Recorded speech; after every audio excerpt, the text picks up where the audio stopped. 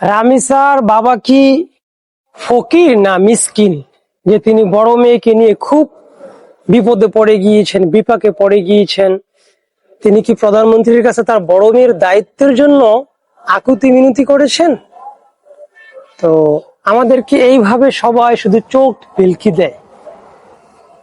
আর যেখানে অপরাধী নিজে স্বীকার করছে যে আমি ধর্ষণ করেছি, তার ওয়াইফ সাক্ষী দিচ্ছে, এরপরও তদন্ত হ্যান ত্যান, তারপর প্রকাশ্যে বিচার করে এটা মধ্যযুগীয় কায়দা, মধ্যযুগীয় আচরণ।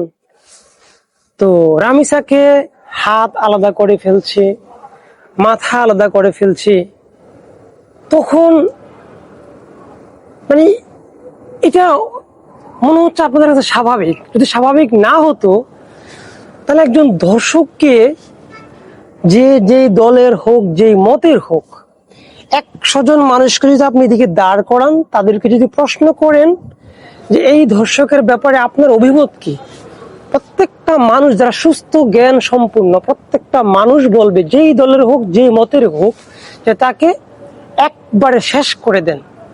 কিন্তু না, আমাদের দায়িত্বশীল যারা আছেন, দেশের দায়িত্বে, তারা ইনিয়ে বিনিয়ে ধর্ষককে প্রিজন ভ্যানে করে আদালতে নেয়।